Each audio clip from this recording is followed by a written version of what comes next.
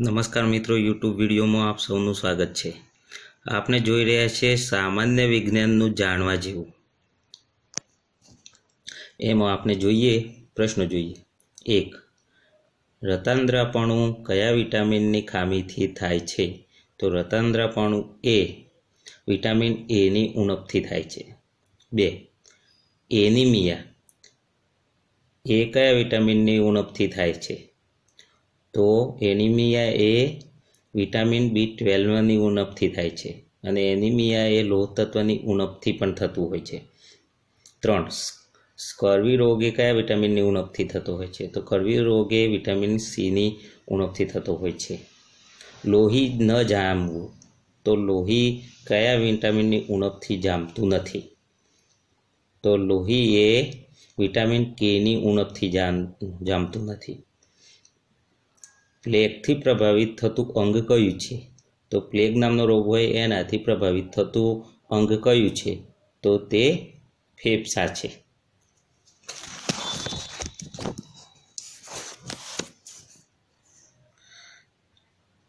6.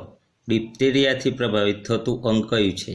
તો ડિપ્થેરિયાથી પ્રભાવિત થતું અંગ એ શ્વાસનળી છે। 7. એડ્સનું પૂરું નામ શું છે? તો એડ્સનું પૂરું નામ એક્વાયર્ડ ઇમ્યુનોડેફિશિયન્સી સિન્ડ્રોમ એનું પૂરું નામ છે। એડ્સનું પૂરું નામ એ એક્વાયર્ડ ઇમ્યુનોડેફિશિયન્સી સિન્ડ્રોમ। 8. મેલેરિયા માટે જવાબદાર મચ્છર કયો છે? તો મેલેરિયા માટે જવાબદાર મચ્છર એ માદા એનોફિલિસ મચ્છર છે।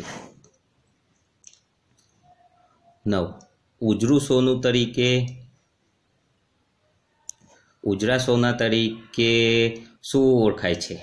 તો ઉજરા સોના તરીકે કપાસ ઓળખાય છે। 10. ભારતનું સ્વર્ણિમ તંતુ તરીકે શું ઓળખાય છે? તો ભારતનું સ્વર્ણિમ તંતુ તરીકે શણ ઓળખાય છે। 11. શતાબ્દી વૃક્ષ તરીકે કયું વૃક્ષ ઓળખાય છે? તો જવાબ આવશે ખજૂર। 12. કલ્પવૃક્ષ તરીકે કયું વૃક્ષ ઓળખાય છે? તો જવાબ આવશે નાળિયેર। 13. ચમત્કારી વૃક્ષ તરીકે કયું વૃક્ષ ઓળખાય છે? તો જવાબ આવશે કીવી। 14. મધમાખી ઉછેરને બીજા કયા નામે ઓળખવામાં આવે છે? તો એને એપીકલ્ચર પણ કહેવામાં આવે છે। 15. ગેરુ રોગ કયા પાકોમાં જોવા મળે છે? તો ગેરુ રોગ એ ઘઉં અને મગફળીમાં જોવા મળે છે। 16. ખડખડિયો રોગ એ કયા પાકમાં જોવા મળે છે? તો ખડખડિયો રોગ એ ડાંગરમાં જોવા મળે છે। 17. કેન્સર જેવા રોગની સારવાર માટે કઈ પદ્ધતિ ઉપયોગી છે? તો કેન્સર જેવા રોગની સારવાર માટે કીમોથેરાપી પણ ઉપયોગી છે અને રેડિયોથેરાપી પણ ઉપયોગી છે। 18. પક્ષીઓનું અધ્યયન કયા નામે ઓળખાય છે? તો જવાબ આવશે ઓર્નિથોલોજી। 19. જીનેટિક કોડના શોધક તરીકે કોણ ઓળખાય છે? તો જવાબ આવશે હરગોવિંદ ખુરાના। 20. શીતળાની રસીના શોધક તરીકે કોણ ઓળખાય છે? તો જવાબ આવશે એડવર્ડ જેનર। 21. દૂધની ઘનતાનું માપન કયા સાધનથી થાય છે? તો જવાબ આવશે લેક્ટોમીટર। 22. સમુદ્રની ઊંડાઈનું માપન કયા સાધનથી થાય છે? તો સમુદ્રની ઊંડાઈનું માપન એ ફેધોમીટરથી થાય છે। 23. હૃદયના ધબકારાની અસર માપતું સાધન કયું? તો જવાબ આવશે કાર્ડિયોગ્રામ। 24. ધરતીકંપની તીવ્રતાનું માપન કયા સાધનથી થાય છે? તો જવાબ આવશે સિસ્મોગ્રાફ। 25. દબાણનું માપન કયા સાધનથી થાય છે? તો જવાબ આવશે બેરોમીટર। 26. સ્ટીમ એન્જિનના શોધક તરીકે કોણ ઓળખાય છે? તો જવાબ આવશે જેમ્સ વોટ। 27. કમ્પ્યુટરના શોધક તરીકે કોણ ઓળખાય છે? તો જવાબ આવશે ચાર્લ્સ બેબેજ। 28. કેસ્કોગ્રાફના શોધક તરીકે કયા વૈજ્ઞાનિક ઓળખાય છે? તો જવાબ આવશે જગદીશચંદ્ર બોઝ।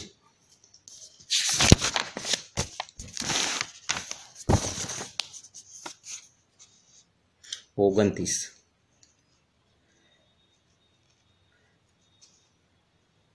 ડાયનેમાઇટના શોધક તરીકે કોણ ઓળખાય છે? તો જવાબ આવશે આલ્ફ્રેડ નોબેલ. 30 સાપેક્ષતાનો સિદ્ધાંત કોણે આપ્યો છે? તો જવાબ આવશે આલ્બર્ટ આઇન્સ્ટાઈન. 31 ત્વરણનો નિયમ કયા વૈજ્ઞાનિકે આપ્યો છે? આર્કિમિડીઝે આપ્યો છે. એટલે કે તરતા પદાર્થનો નિયમ કોણે આપેલો છે? કે તે આર્કિમિડીઝે આપેલો છે. 32 વિદ્યુત પૃથ્થકરણનો નિયમ કયા વૈજ્ઞાનિકે આપેલ છે? તો જવાબ આવશે માઇકલ ફેરાડે. 33 પૃથ્વી સૂર્યની આસપાસ ફરે છે આવું કોણે કહ્યું? તો જવાબ આવશે કોપરનિકસે. 34 લોલકનો નિયમ કોણે આપ્યો? જવાબ આવશે ગેલિલિયોએ. 25 ધાતુને ઓગળવા ઉપયોગી ખનિજ કઈ છે? તો જવાબ આવશે સિલ્વર આયોડાઇડ. 36 ફોટોગ્રાફીમાં ઉપયોગી રસાયણ કયું? તો જવાબ આવશે સિલ્વર બ્રોમાઇડ. 37 એસિડ વર્ષા માટે જવાબદાર વાયુ કયો? તો જવાબ આવશે સલ્ફર ડાયોક્સાઇડ. 38 લેમ્પ અને ટ્યુબલાઇટમાં ઉપયોગી ગેસ કયો? તો જવાબ આવશે નિયોન. 39 ડીડીટીનું પૂરું નામ શું છે? તો ડીડીટીનું પૂરું નામ ડાયક્લોરોડિફેનિલ ટ્રાઇક્લોરોઇથેન. 40 આરડીએક્સનું પૂરું નામ શું છે? તો આરડીએક્સનું પૂરું નામ એ research and developed explosive. 41 Mars વાયુ તરીકે ઓળખાતો ગેસ કયો છે? તો જવાબ આવશે મિથેન. 42 હાસ્ય વાયુ તરીકે ઓળખાતો ગેસ કયો? તો એ જવાબ આવશે નાઇટ્રસ ઓક્સાઇડ. 43 એન્ડોસ્કોપી સાધન શાના માટે વપરાય છે? તો જવાબ આવશે શરીરના અંદરના અંગોનું નિરીક્ષણ કરવા માટે. 44 સ્પેસમેકર સાધન શાના સાથે સંબંધિત છે? પેસમેકર સાધન એ હૃદય સાથે સંબંધિત છે. 45 ડાયાલિસિસ શાના માટે જરૂરી પડે છે? તો જવાબ આવશે જો કિડની બંધ થાય તો તેના દ્વારા લોહી શુદ્ધિકરણ માટે ડાયાલિસિસ ઉપયોગી છે. 46 પીએસએલવીનું પૂરું નામ શું છે? તો પીએસએલવીનું પૂરું નામ પોલર સેટેલાઇટ લોન્ચ વેહિકલ છે. 47 જીએસએલવીનું પૂરું નામ શું છે? તો જવાબ આવશે Jio synchronous satellite launch vehicle. 48 Vikram Sarabhai space centre ક્યાં આવેલું છે? તો જવાબ આવશે થુમ્બામાં, તિરુવનંતપુરમમાં, કેરળમાં. 49 સતીશ ધવન સ્પેસ સેન્ટર ક્યાં આવેલું છે? તો જવાબ આવશે શ્રીહરિકોટામાં, આંધ્રપ્રદેશમાં. 50 ફિઝિકલ રિસર્ચ લેબોરેટરી ક્યાં આવેલી છે? એટલે કે PRL ક્યાં આવેલી છે? તો અમદાવાદમાં. 51 ભારતનો પ્રથમ ઉપગ્રહ કયો? તો જવાબ આવશે ભારતનો પ્રથમ ઉપગ્રહ આર્યભટ્ટ છે.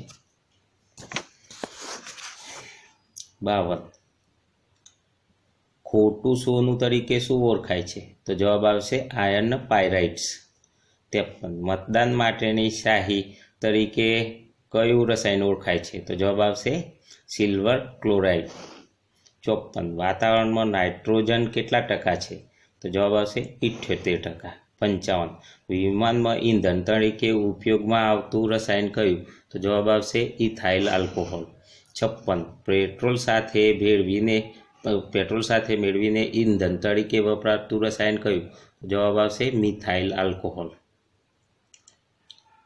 જો મિત્રો તમને મારો વિડીયો ગમે તો શેર કરજો, લાઈક કરજો, સબસ્ક્રાઈબ કરજો. Thank you.